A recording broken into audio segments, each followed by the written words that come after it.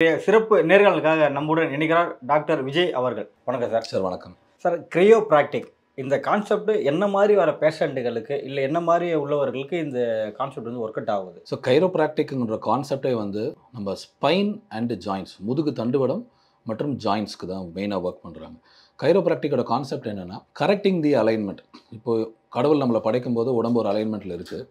நம்ம வளர வளர எக்ஸசைஸ் பண்ணாமல் அதுக்கப்புறம் நம்ம உட்காந்துட்டே வேலை பார்க்குறதுனால, ட்ராவல் பண்ணுறதுனால, கொஞ்சம் வெயிட் அதிகமாக போடுறதுனால, ப்ராப்பராக லைஃப் ஸ்டைல் மேனேஜ் பண்ணாததுனால உடம்புல நிறைய மாற்றங்கள் நடக்குது. அதில் ஒன் ஆஃப் த மாற்றம் தான் இந்த போன் அலைன்மெண்ட் கரெக்ஷன். ஸோ எந்தெந்த போன்ஸ் வந்துட்டு எந்தெந்த பொசிஷனில் இருந்தால் எந்தெந்த நர்வ்ஸு, ஆர்ட்ரிஸு, மசில்ஸ் எல்லாம் ஒழுங்காக வேலை செய்யும். ஸோ இப்போ ஒன்று அதோட இடத்துலேருந்து மாறுறதுனால மற்ற எல்லாமே தடைப்படுது. இதை திருப்பி நீங்கள் ரீகரெக்ட் பண்ணி உள்ளே கொண்டு போய் வச்சிங்கன்னா உடம்பு செயல்பாடு மறுபடியும் ஒழுங்காக சீரமையுது. இதை பேஸ் பண்ணி தான் கைரோப்ராக்டிக் கான்செப்டே இருக்குது. ஸோ கைரோப்ராக்டிக் வந்துட்டு முதுகு தண்டுவடம் ப்ளஸ் உங்களுடைய ஜாயின்ஸில் கரெக்ட் பண்ணுறதுனால அதிலிருந்து வெளியே வரக்கூடிய நர்வ்ஸ், அது மூலிமா ஒர்க் ஆகக்கூடிய மசில்ஸ் அண்ட் பாடி ஃபங்க்ஷன் எல்லாமே இம்ப்ரூவ் ஆகி we are trying to restore the body health by correcting the spine alignments. எந்த சர்ஜரியுமே இல்லாமல் எப்படி சார் டிஸ்லோகேட் ஆனதை கரெக்டான பொசிஷனில் வைக்க முடியுது? கைரோப்ராக்டிக்கோட கான்செப்டே கரெக்டிங் த சப்லக்ஸேஷன்ஸ். டிஸ்லொகேஷனுங்கிறது பெரிய வார்த்தை, சப்லக்ஸேஷனுங்கிறது சின்ன வார்த்தை. சப்லக்ஸேஷன்னா இவ்வளோ தான், மில்லிமீட்டர் கணக்கில். டிஸ்லொகேஷனுங்கிறது விலகல், ஃபுல்லாக அதுக்கு எங்களுக்கு வேலையே கிடையாது. அதுக்கு ஆர்த்தோபெடிக் சர்ஜன்ஸ் தான் ஒர்க் பண்ணணும், இல்லை எமர்ஜென்சி கேர் கேஷுவாலிட்டியில் இருப்பாங்க. ஸோ இந்த சின்ன சின்ன விஷயங்களை நம்ம கரெக்ட் பண்ணுறோம். இதை கரெக்ட் பண்ணுறதுனால எதுவும் அழுத்தம் கொடுக்குதோ, எது ப்ரெஷர் கொடுக்குதோ, அந்த ப்ரெஷர்லேருந்து சப்போஸ் 2 வெர்டிபிரே, அதாவது முதுகு தண்டில் இருக்கக்கூடிய 2 போன் வந்துட்டு கம்ப்ரெஸ் ஆகிருக்குன்னா அதுக்கு இடையில் இருக்கக்கூடிய டிஸ்க் வந்து கம்ப்ரெஸ் ஆகுது. இது கம்ப்ரெஸ் ஆகிறதுனால அது கம்ப்ரெஸ் ஆகி ப்ரெஷர் தாங்க முடியாமல் வெளியில் வருது. இந்த ப்ரெஷரை நீங்கள் ரிலீஸ் பண்ணும்போது இந்த டிஸ்கோட கம்ப்ரெஷன் குறையுது. இது மூலிமா பெயின் குறையுது. இந்த கான்செப்ட் வந்து ரொம்ப சிம்பிள், ரொம்ப நேச்சுரல். இது ஃபுல்லாக based on physics sir. Disc பல்ஜை எப்படி இந்த ட்ரீட்மெண்ட் மூலிமா சரி பண்ணுறீங்க சார்? ஸோ முதுகு தண்டில் என்ன ஆகுதுன்னா, இப்போது டிஸ்க் பல்ஜுங்கிறது ஒரு காலத்தில் பெரியவங்களுக்கு தான் வரும். நான் சொல்கிறது 20 இயர்ஸ் பேக். இப்போது எனக்கு வயசு வந்து 39, 40. நம்ம அப்பா காலத்துலலாம் வந்து ஒரு 50, 55 வயசுக்கு மேலே தான் வலிக்கும். நிறைய பேருக்கு வலிக்குது, நீ மேலே ஏறி மெரின்னு சொல்லுவாங்க. நம்ம மெரிச்சு விடுவோம், அவங்க போய் வேலையை பார்ப்பாங்க. இப்படியே வண்டி போயிட்டு இருக்கும். ஆனால் இப்போது ஸ்கூலில் இருந்து, காலேஜில் இருந்து 25, 26, 27 இந்த வயசுலலாம் வலி தாங்க முடியாமல் பைசா செலவு பண்ணி வைத்தியம் பார்க்குற ஸ்டேஜுக்கு மக்கள் மாறி இருக்காங்க. அப்போ டிஸ்க் பல்ஜ் அன்னைக்கு இல்லையா, இன்றைக்கி தான் இருக்கான்னு கேட்டால் கிடையாது. டிஸ்க் பல்ஜ் பல வருஷமாக மனுஷன் உடம்புல இருக்குது. பட் அன்னைக்கு ஃபிசிக்கல் ஆக்டிவிட்டி நிறைய இருந்துச்சு. சைக்கிள் இருந்துச்சு, ஆஃபீஸ் போனாங்க, உடல் உழைப்பு இருக்கக்கூடிய நிறைய வேலைகள் இருந்துச்சு. அந்த உடம்பு மனுஷனுக்கு உதவியாக இருந்துச்சு. இப்போது 70% வேலைகள் பார்த்திங்கன்னா உட்கார்ந்து பார்க்கும் வேலை, ட்ராவல் வேலை, சிஸ்டம் வேலை, ஃபோன் வேலை, இது மாதிரி டெக்னாலஜி பேஸ் பண்ணி ஒர்க்கு மாறினதுனால மனுஷன் உடம்புக்கு உடல் உழைப்பு கம்மியாகுது. ஸோ யாரெல்லாம் நல்லா ஃபிட்னஸ் பண்ணி உடம்பை உறுதியாக வச்சுருக்காங்களோ அவங்கெல்லாம் இதிலேருந்து பெரிய லெவலில் எஸ்கேப் ஆகிடுறாங்க. யாரெல்லாம் உடற்பயிற்சி பண்ணாமல் உணவு பழக்கத்தில் தப்பாக இருக்காங்களோ, லேட்டாக சாப்பிட்டு லேட்டாக தூக்குறாங்களோ, உடம்போட பர்ஃபார்மன்ஸ் குறையுது, டிஸ்க் பல்ஜ் ஈஸியாக வருது, வலியை ஈஸியாக கொடுக்குது. டிஸ்க் பல்ஜோட மெயின் கான்செப்டே என்னென்னா, முதுகு தண்டு இருக்குது, முதுகு தண்டுக்கு கம்ப்ரெசிவ் ஃபோர்ஸஸ், அதாவது அழுத்தம் கொடுக்குது. அந்த அழுத்தத்தை நம்ம எடுக்கிறோம் இல்லையா. முதுகு தண்டை பொறுத்த வரைக்கும் இப்படி வெர்டிக்கலாக கம்ப்ரெஸ் ஆகலாம், இல்லை ரொட்டேட் ஆகி கம்ப்ரெஸ் ஆகலாம், இல்லைனா டில்ட் ஆகி கம்ப்ரெஸ் ஆகலாம்.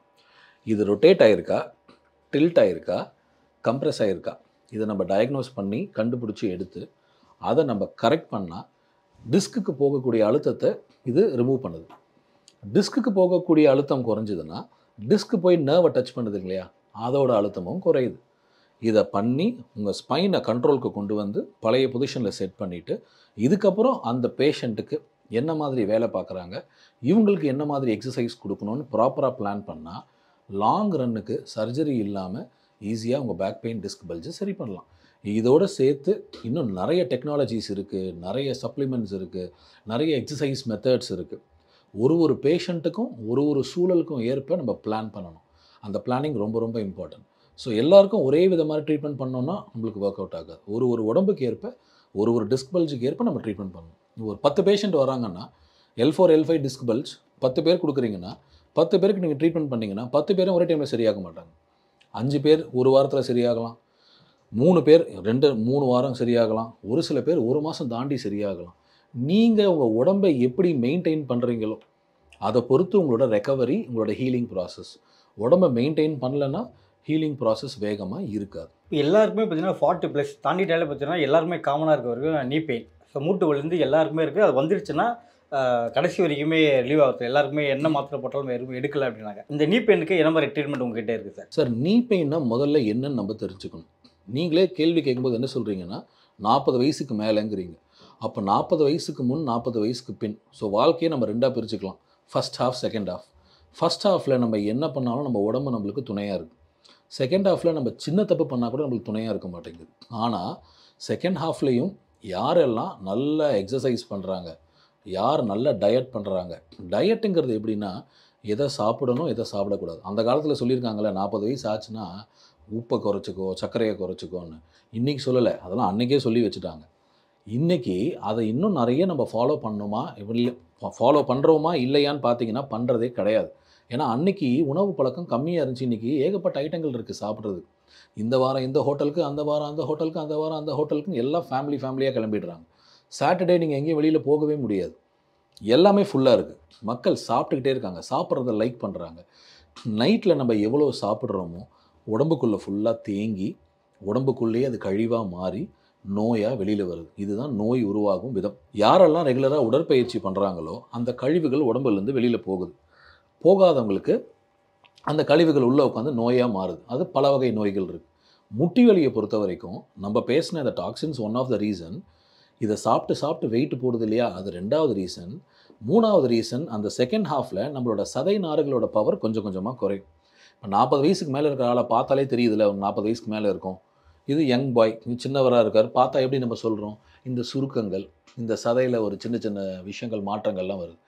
இது நீங்கள் ரெகுலராக ஸ்விம்மிங் பண்ணுறீங்க, வெயிட் ட்ரைனிங் பண்ணுறீங்க, ஸ்ட்ரென்த் ட்ரைனிங் பண்ணுறீங்க, மேரத்தான்ஸ் பண்ணுறீங்க, சைக்கிளிங் பண்ணுறீங்க, டான்ஸராக இருக்கீங்கன்னா அந்த மாற்றங்கள் உங்களுக்கு பெருசாக இருக்காது. நீங்கள் ஸ்பெஷலாக இருப்பீங்க. ஸோ இந்த சதை நாறுகள் முதல்ல வீக் அடைய ஆரம்பிக்குது.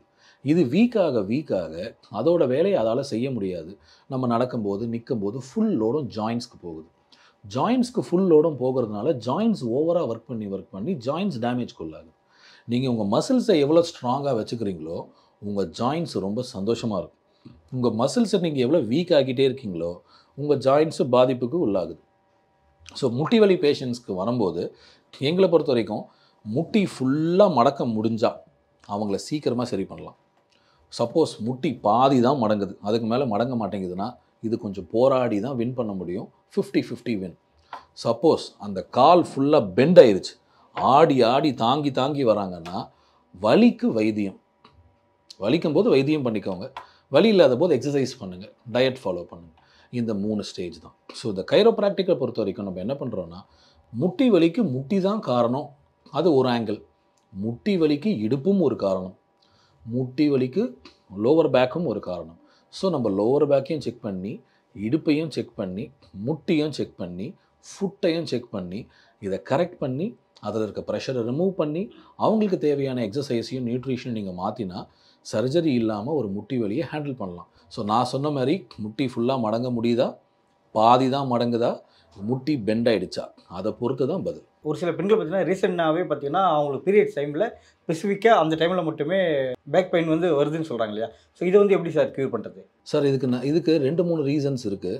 பட் கண்டிப்பாக ஒரு ரீசன் இருக்குது. ஆல்ரெடி அங்கே ஏதோ ஒரு ப்ராப்ளம் இருக்குது. ஸோ அது அந்த பீரியட்ஸ் டைமில் உடம்பு ரொம்ப வீக்காக இருக்கும். அந்த பீரியட்ஸ் டைமில் சின்னதாக இருக்கிற விஷயம் கூட பெருசாக நம்மளுக்கு வந்து பெண்களுக்கு அது ஃபீல் ஆகும். ஸோ ரீசன்ட் டைம்ஸில் நாங்கள் ஒரு 2-3 பேஷண்ட்ஸ்க்கு நாங்கள் பார்த்துருக்கோம். வெளியூர்லேருந்து, திருச்சியிலேருந்து ஒரு மேடம் வந்தாங்க. அவங்க சொன்னது என்னென்னா, கரெக்டாக பீரியட்ஸ் வரும்போது மட்டும் அந்த ஒரு வாரம் இந்த பேக் பெயின் என்ன பாடாக படுத்துது, காலை கீழே வைக்க முடியல. அதுக்கப்புறம் அந்த வலியே இருக்க மாட்டேங்குது. செக் பண்ணி பார்த்தா நார்மலாக இருக்குது, ஒரு ப்ராப்ளமும் இல்லைன்னு. டாக்டர்கிட்ட போய் செக் பண்ணி பார்த்துட்டேன், எக்ஸ்ரே நார்மல், எம்ஆர்ஐ நார்மல். அப்புறம் ஏன் எனக்கு கரெக்டாக பீரியட்ஸில் வருது, அங்கே ஏதாச்சும் இன்ஃபெக்ஷன் இருக்குமோன்னு பயந்து கைனகாலஜிஸ்ட்டை போய் பார்த்து நாங்கள் இதெல்லாம் செக் பண்ணி பார்த்தோம். எனக்கு இன்ஃபெக்ஷனும் எதுவுமே இல்லைன்னு சொல்லிட்டாங்க. அப்புறம் நாங்கள் அவங்கள செக் பண்ணி பார்த்தா அவங்களோட இடுப்பை சுற்றி அவங்களுக்கு ஆல்ரெடி நிறைய பெயின் இருக்குது. ஏன்னா அவங்க வீட்டில் ஒரு எல்டர்லி பர்சனை அவங்க ஹேண்டில் பண்ணுறாங்க. அவங்க அப்பாவுக்கு வயசாகிடுச்சு, இவங்க தான் குடிஞ்சு நிமிர்ந்து எல்லாம் பண்ணுறாங்க. அவங்களுக்கு பயங்கரமாக வலி இருக்கிறதுனால ஆல்ரெடி இடுப்பை சுற்றி ஒரு ப்ராப்ளம் இருக்குது. அது மூலியமாகவும் பீரியட்ஸில் வலி வருது. ஸோ இதை நாங்கள் அவங்களுக்கு ட்ரீட்மெண்ட் பண்ணி பார்த்துட்டு செக் பண்ணி பார்த்தா பீரியட்ஸ் வரும்போது அவங்க பெட்டராக இருக்குதுன்னு சொன்னாங்க. ஸோ நம்ம பெருசாக யோசிக்காமல் சின்னதாக யோசிச்சா கூட சில டைமில் நம்மளுக்கு ஐடியா கிடைக்கும். அவங்களுடைய மசில்ஸ், அவங்களோட போன், அவங்களோட ஜாயிண்ட் பொசிஷன்ஸ், அவங்களோட ஜாயிண்ட் ஸ்டிஃப்னஸ், இது மூணையும் செக் பண்ணி பார்த்து கரெக்ட் பண்ணால் there will be a great change. அதுக்கப்புறம் அவங்க என்ன ஃபுட் ஹேபிட் சாப்பிட்றாங்க, என்ன ஃபுட்டில் தப்பு பண்ணுறாங்க, லேட்டாக தூங்குறாங்களா, லேட்டாக சாப்பிட்றாங்களா, அதை நம்ம செக் பண்ணி அதையும் கரெக்ட் பண்ணோம்னாக்க கண்டிப்பாக அதுக்கு நம்ம ஹெல்ப் பண்ண முடியும். டெஸ்க் ஜாப்பில் ஒர்க் பண்ணுற எல்லாருக்கும் பார்த்தீங்கன்னா நெக் பெயின், ஹெட்டேக் வந்து கண்டினியூவாக இருந்துகிட்டே இருக்குது. ஸோ இவங்களுக்கு என்ன காரணத்தினால ஹெட்டேக்கோ நெக் பெயினோ வருது சார்? இது வந்தால் என்ன மாதிரி ட்ரீட்மெண்ட் எடுத்தால் அவங்களுக்கு பெட்டராக இருக்கும்? ஏன்னா ஹெட்டேக் வந்தாலே பக்கத்தில் இருக்க மெடிக்கலுக்கு என்ன போட்டு ஒரு மாத்திரை போட்டுடுறாங்க. ஸோ பெயின் கில்லரும் அதே மாதிரி தான் யூஸ் பண்ணிக்கிறாங்க. ஸோ இது வந்து எப்படி நார்மலாக வித்தவுட் மெடிசன் இல்லாமல் ட்ரீட்மெண்ட் மூலிமா சரி பண்ண முடியுமா சார்? நெக் பெயின் அதோட கூடிய ஹெட்டேக் அப்படின்னா கண்டிப்பாக நம்ம ட்ரீட் பண்ணலாம். சப்போஸ் நெக் பெயினே கிடையாது, நெக் ஸ்டிஃப்னஸே கிடையாது, ஹெட்டேக் மட்டும்தான் இருக்குன்னா அவங்க போய் ஒரு நியூராலஜிஸ்ட் டாக்டரை கண்டிப்பாக பார்க்கணும். அவங்க ஸ்கேன்ஸ் எடுக்கிறது, அவங்களோட எக்ஸாமினேஷன் எல்லாம் பண்ணி பார்த்துட்டு நார்மல்னு சொல்லிட்டாங்கன்னா அவங்க கம்ஃபர்டபுளாக நம்ம ட்ரீட் பண்ணலாம். சப்போஸ் நெக் பெயின் வருது, நெக் பெயின் வர வர வர ஜாஸ்தியாகி அது ஹெட்டேக்காக மாறுதுன்னா அவங்க சொல்கிற பதிலே அது க்ளீனாக தெரியுது, பிரெயினில் ப்ராப்ளம் கிடையாது, அது அவங்களுடைய நெக்கில் தான் ப்ராப்ளம் இருக்குது. உட்காந்து வேலை பார்க்குறவங்களுக்கு இந்த நெக் பெயின் ஹெட்டேக் யாருக்கு மோஸ்ட்லி வரும்னு பார்த்தீங்கன்னா ஃபிட்னஸ் பண்ணாதவங்களுக்கு மட்டும்தான் மோஸ்ட்லி வரும். ஃபிட்னஸ் பண்ணுறவங்களுக்கு இது ஒரு வெறும் ஸ்டிஃப்னஸாவோ இல்லை மைல்டு பெயினாவோ போயிடும். எக்ஸசைஸ் பண்ணால் அவங்க நார்மலாக ஃபீல் பண்ணுவாங்க. 99% எக்ஸசைஸ் பண்ணாமல் உட்கார்ந்து பார்க்கும் வேலை, ஐடி, பேங்கிங், அக்கௌண்ட்ஸ், ட்ராவலிங், எந்த விதமான உட்கார்ந்து வேலை பார்க்குற வேலையிலையும் பார்த்தீங்கன்னா இந்த நெக் பெயின் அண்ட் ஹெட்டேக் வந்து இப்போ காமனாக வந்துட்டுருக்கு. எல்லாரும் பயந்துடுறாங்க, அதுவாக இருக்குமோ இதுவாக இருக்குமோன்னு. Very simple. நெக் பெயின் ஆரம்பித்து ஹெட்டேக்கில் போச்சுன்னா அது ஆர்த்தோபெடிக் கேஸ் தான். வெறும் ஹெட்டேக் மட்டும் இருக்குன்னா நீங்கள் நியூரோலஜிஸ்ட் போய் பார்க்கணும். இதில் நாங்கள் செக் பண்ணி பார்க்கும்போது நம்ம என்ன கண்டுபிடிச்சோன்னா அவங்களோட செர்வைக்கல், அதாவது இந்த கழுத்தில் 7 போன்ஸ் இருக்குது, கழுத்துக்கு கீழே 12 போன்ஸ் இருக்குது. இந்த 7 போனில் இந்த 6th 7th போன் ப்ளஸ் அந்த 12 போனில் மேலே இருக்க போன் பார்த்திங்கன்னா அந்த ஜங்ஷன் ரொம்ப டைட்டாக ஒரு ஹம்ப் மாதிரி ஃபார்ம் ஆகிருக்கு. ஒரு சில பேருக்கு கழுத்து முன்கூட்டி பெண்டான மாதிரி இருக்குது. இந்த மாதிரி பேஷண்ட்ஸ்க்கு தான் மோஸ்ட்லி இந்த ஹெட்டேக் அண்ட் நெக் பெயின் வருது. இந்த பெயின் கரெக்டாக இங்கே ஸ்டார்ட் ஆகும். ஏன்னா இங்கே இருக்க தசை நார்கள் இங்கேருந்து இங்கே கனெக்ட் ஆகுது, இங்கேருந்து இங்கே வெளியில் கனெக்ட் ஆகுது. இது சம்மந்தப்பட்ட வெர்டிபிரல் பாடிஸ், இந்த ஸ்பைனல் கார்ட் போன்ஸ் பார்த்திங்கன்னா ஃபுல்லாக கம்ப்ரெஷனில் இருக்குது. இது நீங்கள் ரிலீஸ் பண்ணி அவங்கள செக் பண்ணி பார்த்தா அவங்களுக்கு அவ்வளோ சந்தோஷமாக இருக்கும். Much better. என் நெக் பெயின் இல்லை, என் கண் பார்வை பளிச்சுன்னு தெரியுது, எனக்கு இன்னும் ஈஸியாக இருக்குது ஒர்க் பண்ணுறதுக்குன்னு சொல்லுவாங்க. மாரல் ஆஃப் த ஸ்டோரி, உடற்பயிற்சி பண்ணிங்கன்னா இந்த ஸ்பைனில் உருவாகிற அந்த டைட்னஸையும் கம்ப்ரெஷனும் நம்மளே ஹேண்டில் பண்ணிடலாம். அது இல்லைன்னா இது நெக் பெயின் அண்ட் ஹெட்டேக்காக மாறுது. இதே ப்ராப்ளம் வந்து கிட்ஸுக்கும் வருமா சார்? இப்போ நம்ம கிளினிக்கில் ஒரு மாதத்துக்கு அட்லீஸ்ட் 20+ கிட்ஸ் வராங்க. கிட்ஸுன்னு நான் மென்ஷன் பண்ணுறது 9th 10th 11th 12th college first year to final year 20 பேர் ஒரு மாதத்துக்கு வராங்கங்கிறது சாதாரண விஷயமே கிடையாது. நம்ம காலத்துலலாம் கீழே அடிபட்டால் ட்ரீட்மெண்ட்டுக்கு போவோம், இல்லை விளையாடி ஏதாவது அடிபட்டுருச்சு ஒரு இல்லை. இந்த ஏஜில் இருக்கவங்களுக்கு என்ன காரணத்தினால வருது? இப்போது எல்லா ஸ்கூல்லையுமே நிறைய ப்ராஜெக்ட்ஸுமே வந்துட்டு மொபைல்லையும் லேப்டாப்லேயும் கொடுக்க ஆரம்பிச்சிட்டாங்க. கம்ப்யூட்டர் ஜாபில் இருக்கவங்க சிஸ்டம் யூஸ் பண்ண காலம் போய் இப்போ அது காலேஜ் பசங்களுக்கு ப்ராஜெக்ட்ஸ் எல்லாமே லேப்டாப்பில் வந்து இப்போ அது ஸ்கூல் குழந்தைகளுக்கும் டெக்னாலஜி டெவலப் ஆகிக்கிட்டே இருக்குது, வலிகளும் அதிகமாகிட்டே இருக்குது. டெக்னாலஜி டெவலப் ஆகக்கூடாதுன்னு நம்ம சொல்லக்கூடாது, பட் அது டெவலப் ஆக நம்மளோட ஃபிசிக்கல் உழைப்பு குறையுது. நம்ம ஃபிசிக்கலாக எக்ஸசைஸ் பண்ணணும்னு நான் சொல்ல வரேன். இப்போ ரீசெண்டாக ஒரு யங் பாய்க்கு நாங்கள் ட்ரீட்மெண்ட் பண்ணோம். அவன் தெளிவாக சொல்கிறான், பேக்கு தூக்கி தான் எனக்கு வலிக்குது, வேறு எதுலேயும் வலிக்கலைன்னு. ட்ரீட்மெண்ட் பண்ணி முடிச்சதும் ரொம்ப நல்லா இருக்குது சார், வெரி தேங்க்யூ சாருங்கிறான். வருஷத்தில் நான் 2 வாட்டி அவங்க ட்ரீட்மெண்ட் பண்ணியிருக்கேன். அதே பையன் டெய்லி ஏதாவது ஒரு ஸ்போர்ட்ஸ்லேயோ ஏதாவது ஒரு ஃபிட்னஸ்லேயோ ஒரு மணி நேரம் விளையாண்டா அப்போ அந்த உடம்பு வந்து அந்த பெயினை தாங்கக்கூடிய சக்தி கொண்டு வரும். அப்படி இல்லாமல் செடென்ட்ரியாகவே இருந்துட்டா இன்றைக்கி குழந்தைகளுக்கும் வலி வருது, குழந்தைகளுக்கும் டிஸ்க் பல்ஜ் இருக்குது. இதுதான் உண்மை. இப்போது சேல்ஸ்மேனை பார்த்து கேட்குற ஒரே கேள்வி என்னென்னா எவ்வளோ சேலரி அப்படின்னு கேட்குற காலம் போய் உங்களுக்கும் ஸ்பைனல் கார்டில் பிரச்சனை இருக்கா அப்படின்ற கேள்வி தான் முன்வைக்கிறோம். எதனால் அவங்களுக்கு மட்டும் இது போல் ப்ராப்ளம் வருது சார்? சேல்ஸ் அண்ட் மார்க்கெட்டிங் வந்துட்டு மெஜாரிட்டி பீப்புள் என்ன பண்ணுறாங்கன்னா அவங்க ட்ராவல் பண்ணுறாங்க சார். ஒன்று பைக்கில் நிறைய போகிறாங்க, ஒரு சில பேர் காரில் நிறைய போகிறாங்க, ஒரு சில பேர் கார், பைக், பஸ்ஸு, ஃப்ளைட்டு கச்சமுச்சான்னு ட்ராவல் பண்ணுறாங்க. நீங்கள் நல்லா யாரை வேணாலும் எடுத்து பாருங்கள், யார் நிறைய ட்ராவல் பண்ணுறாங்களோ, ஒரு நாளைக்கு இவ்வளோ கிலோமீட்டர்ஸ்ன்னு போகிறாங்களோ அவங்க முதுகு தண்டை போய் நீங்கள் டச் பண்ணி பாருங்கள், ஹார்டாக இருக்கும். அவங்க முதுகை டச் பண்ணாலே அவங்க வந்து நல்லா சுகமாக இருக்க, இன்னும் கொஞ்சம் அமுக்கி விடுங்கன்னு சொல்லுவாங்க. ஏன்னா அது உழைச்சி உழைச்சி உழைச்சி அந்த ஸ்ட்ரெஸ்ஸை எடுத்து எடுத்து எடுத்து அது இறுக்கி போயிடும். இந்த மார்க்கெட்டிங் அண்ட் சேல்ஸில் இருக்கவங்க காலையில் ரெகுலராக எக்ஸசைஸ் பண்ணிவிட்டு இந்த வேலையை பார்த்தா இதை 50 to 80% கண்ட்ரோல் பண்ணலாம். என்னை பொறுத்த வரைக்கும் என்னோடய எக்ஸ்பீரியன்ஸில் நான் என்ன கண்டுபிடிச்சேன்னா, இவங்களுக்கு பர்மனன்ட் சொல்யூஷன் ஒன்று கிடையவே கிடையாது. நீங்கள் ரெகுலராக எக்ஸசைஸ் பண்ணணும், உங்கள் சேல்ஸ் அண்ட் மார்க்கெட்டிங்கில் இருக்கணும், உங்கள் உடம்பு உங்களுக்கு சப்போர்ட் பண்ணணும். வலி வரும்போது எங்கேயாவது நிப்பாட்டி வைத்தியம் பண்ணுங்கள், கண்டினியூ பண்ணுங்கள். உட்கார்ந்து வேலை பார்க்குறவங்களுக்கும் ட்ராவல் பண்ணுறவங்களுக்கும் அவங்களோட பாடியில் பயங்கர டிஃப்ரென்ஸ் இருக்கும். நாங்கள் ஒரு பிஸ்னஸ் மேன் ட்ரீட்மெண்ட் பண்ணோம். அவர்கிட்ட வந்துட்டு ஒரு 7 to 8 Porsche கார்ஸ் இருக்குது. ஒரு நாளைக்கு 200 kilometers மினிமமாக போகிறார். அவர் என்கிட்ட கேட்குறாரு, நான் வச்சுருக்கிறதெல்லாம் பெரிய கார்ஸ் தான், எனக்கு எப்படி இந்த பேக் இவ்வளோ ஸ்டிஃப் ஆச்சு, நான் டெய்லி எக்ஸசைஸ் பண்ணுறேனே. சார், நீங்கள் எக்ஸசைஸ் பண்ணுறதுனால தான் இந்த ஸ்டிஃப்னஸ் நீங்கள் ஹேண்டில் பண்ணுறீங்க. நீங்கள் எக்ஸசைஸே பண்ணலன்னு வைங்க, இது உங்களை பாடாப்படுத்தும். உங்கள் பெரிய காரில் போகிறதுனால தான் இது நீங்கள் ஈஸியாக ஹேண்டில் பண்ணுறீங்க. After all it's a car. ட்ராவல்லையே எல்லாருக்கும் பிடிச்ச ட்ராவல் பார்த்திங்கன்னா ட்ரெயின் ட்ராவல். ட்ரெயினில் நம்ம போய் இறங்கணுன்னாக்கா சுகமாக இருக்கும், உடனே எனர்ஜெட்டிக்காக இருப்போம். ஆனால் நீங்கள் பஸ்ஸில் போய் இறங்கி பாருங்கள், ஹாஃப் டே தூங்கணும். ஃப்ளைட்டில் போய் இறங்கி பாருங்கள், தூங்கணும். காரில் போய் இறங்கி பாருங்கள், தூங்கணும். ஆனால் ட்ரெயின் ட்ராவல் மட்டும் உங்களுக்கு அந்த டயர்ட்னஸை கொடுக்காது. ட்ராவல் பண்ணுறவங்க ட்ரெயினை சூஸ் பண்ணால் ரொம்ப நல்லது. பட் எல்லா வாட்டியும் நம்மளால் ட்ரெயினில் போக முடியாது. ஸோ நான் ட்ராவல் பண்ணுற பிஸ்னஸ் பண்ணக்கூடிய சேல்ஸ் அண்ட் மார்க்கெட்டிங் பிஸ்னஸ் ஓனர்ஸ்க்கு பொதுவாக என் கிளினிக்கில் நான் என்ன சொல்கிறேன்னா, ரெகுலராக எக்ஸசைஸ் பண்ணுங்கள், சின்ன சின்ன வலிகள் வரும்போது நிப்பாட்டி அப்பப்போ வைத்தியம் பண்ணுங்கள், தண்ணி நிறைய குடிங்க, நல்லா தூங்குங்க. இப்போ ட்ரெயினில் போனால் பேக் பெயின் வராதா சார்? நீங்கள் ஒன்று பண்ணுங்கள், ட்ரெயினில் போய் பாருங்கள், பஸ்லேயும் போய் பாருங்கள், ஃப்ளைட்லேயும் போய் பாருங்கள், கார்லேயும் போய் பாருங்கள்.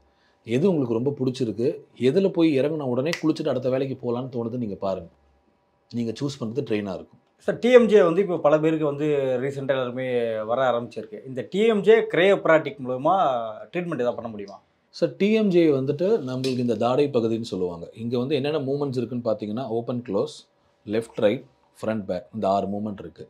இதில் ஏதாவது ஒரு சைடில் ஸ்டிஃப்னஸ் வரலாம், ஒரு சில டைமில் 2 பக்கமும் ஸ்டிஃப்னஸ் வரலாம்.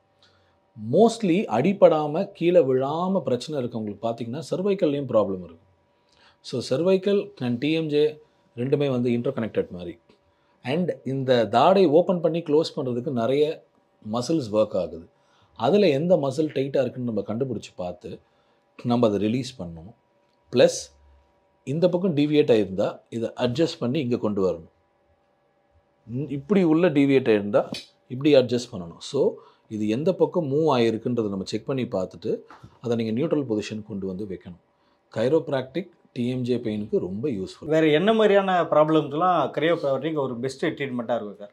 சார், தலையிலேருந்து கால் வரைக்கும் சதைகள் எலும்புகள் சம்மந்தப்பட்ட ஆர்த்தோபெடிக் ப்ராப்ளம்ஸ், இப்போ நரம்பியல் ப்ராப்ளம் இருக்கு இல்லையா, ஸ்ட்ரோக்கு, அது மாதிரி இல்லாமல் இந்த orthopaedic neck pain, back pain, spondylosis, spondylolisthesis, disc bulge, migraine, headache, அதுக்கப்புறமா கேஸ்ட்ரிக் இஷ்யூஸ், சைனஸ் இஷ்யூஸ், அதுக்கப்புறமா உடம்பு ஃபுல்லாக கல் மாதிரி இருக்குது, எனக்கு நான் என்னென்னமோ பண்ணி பார்க்குறேன், எனக்கு ரிலீஸே ஆக மாட்டேங்குது, அந்த மாதிரி ஒரு ஸ்டிஃப் பாடிக்கு, உடம்பு ஃபுல்லாக டைட்டாக இருக்குது, எனக்கு வந்துட்டு ஒரு பாரமாகவே இருக்குது, ஐ நீட் அ ரிலீஃப், அந்த மாதிரி பீப்புளுக்கு. அதுக்கப்புறமா வந்துட்டு இப்போ ஒரு ஸ்போர்ட்டுக்கு போகிறாங்க, இல்லை நிறைய ட்ராவல் பண்ணுறாங்க அப்படின்னா கைரோப்ராக்டிக் பண்ணும்போது அவங்களோட பர்ஃபார்மன்ஸ் இன்னும் இம்ப்ரூவ் ஆகும்.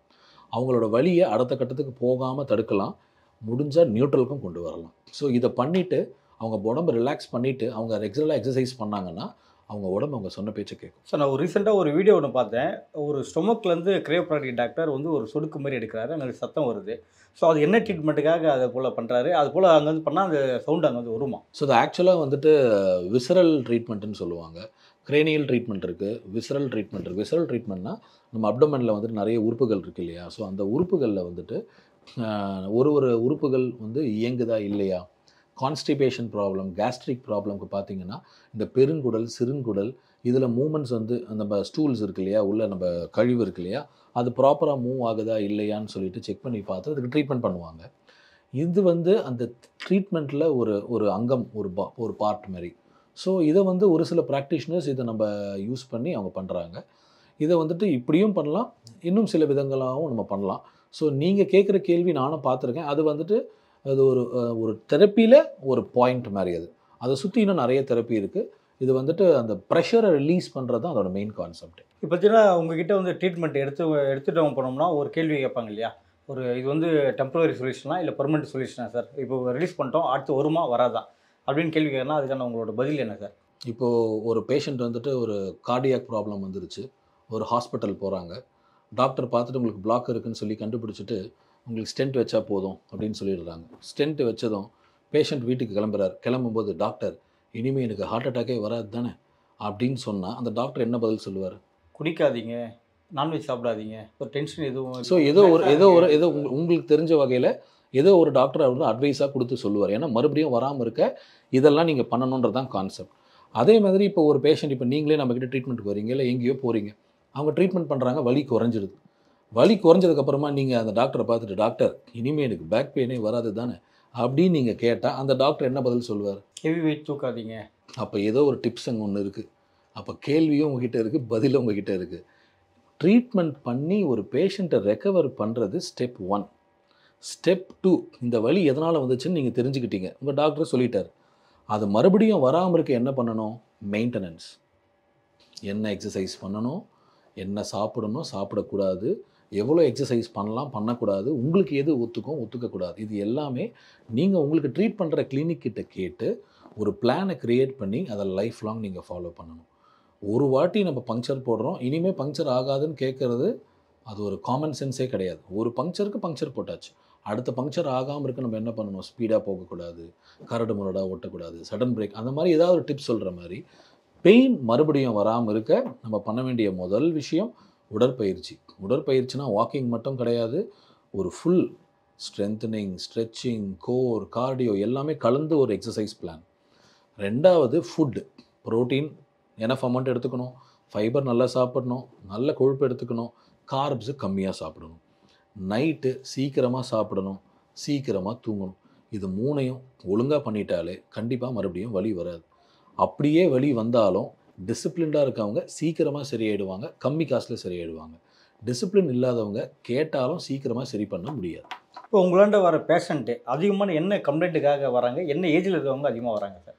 சார், நாங்கள் எங்கள் கிளினிக்கில் மெயினாக ஃபோக்கஸ் பண்ணுறதே வந்து ஸ்பைன், சர்வைக்கல் ப்ராப்ளம், ஹெட்டேக்கு, மைக்ரெயின், அப்புறமா neck and shoulder stiffness, frozen shoulder, அதுக்கப்புறம் முதுகு வலி, பேக் பெயின், அப்புறம் நீ பெயின். எங்களோட கிளினிக்கோட மெயின் ஃபுல் கான்சன்ட்ரேஷனே பார்த்திங்கன்னா ஸ்பைன் சம்மந்தப்பட்ட கேஸும் முட்டி சம்மந்தப்பட்ட கேஸும் தான் எங்களோட மெயின். நாங்கள் இது தான் மெயினாக ஃபோக்கஸ் பண்ணி பண்ணுறோம். ஏன்னா இந்த மாதிரி சேலஞ்சிங்கான பேஷண்ட்ஸ்க்கு நம்ம உதவி பண்ணுற போது தான் அவங்களுக்கு அதுலேருந்து ஒரு சேஞ்ச் வரும்போது அவங்க லைஃபே மாறும். சின்ன சின்ன பேஷண்ட்ஸ் வந்து நம்ம பெருசாக ஃபோக்கஸ் பண்ணாமல் ரொம்ப வலி அதிகமாக இருக்கக்கூடிய பேஷண்ட்ஸ் தான் நாங்கள் மெயினாக ஃபோக்கஸ் பண்ணுறோம். இப்போது நான் பார்த்துருக்கிறது வந்து பார்த்திங்கன்னா யங் பீப்புள் கூட வராங்க. இப்போது ஏஜெல்லாம் ஒரு கேட்டகரியே இல்லாமல் போயிடுச்சு. ஸ்கூல் கிட்ஸ்லேருந்து, காலேஜ்லேருந்து 21 to 30, 35லேருந்து அப் டு 70, 80 கூட வராங்க. ஸோ 70, 80லாம் வரும்போது அவங்களோட பாடி நம்ம செக் பண்ணி பார்த்துட்டு, அவங்களோட ஸ்பைன் எக்ஸ்ரேலாம் எடுத்து செக் பண்ணி பார்த்துட்டு, அவங்களுக்கு என்ன மாதிரி ட்ரீட்மெண்ட் பண்ணலாம், அவங்களுக்கு எந்த இன்டென்சிட்டியில் பண்ணலாம், அவங்களுக்கு என்ன மாதிரி எக்ஸசைஸ் ப்ரிஸ்கிரைப் பண்ணலான்னு ரொம்ப கவனமாக இருக்கும். ஸோ எல்டர்லி பீப்புளுக்கு வந்து நம்ம மற்றவங்க பேஷண்ட்ஸ்க்கு பண்ணுற மாதிரி ரொம்ப ஈஸியாக ஹேண்டில் பண்ணிட முடியாது. அவங்களுக்கு நம்ம ரொம்ப கவனமாக இருக்கணும். ஏன்னா அவங்க போன்ஸ் வீக்காக இருக்கும், மசில்ஸ் வீக்காக இருக்கும். மற்றவங்களுக்கு பண்ணுற ஸ்பீடில் நம்ம வந்து அவங்களை புஷ் பண்ண முடியாது. ஸோ இந்த அபவ் 60 கேட்டகரி வந்து ஒரு சேஃப் ஜோன் கேட்டகரி மாதிரி. 60 to யங் வந்து நம்ம பிளான் பண்ணி நம்ம டக்குன்னு முடிச்சிடலாம். Treatment, exercise, diet, finish. Chiropractic treatment பற்றி பல தகவல்கள் பகிர்ந்தமைக்கு மிக்க நன்றி சார். Thank you sir.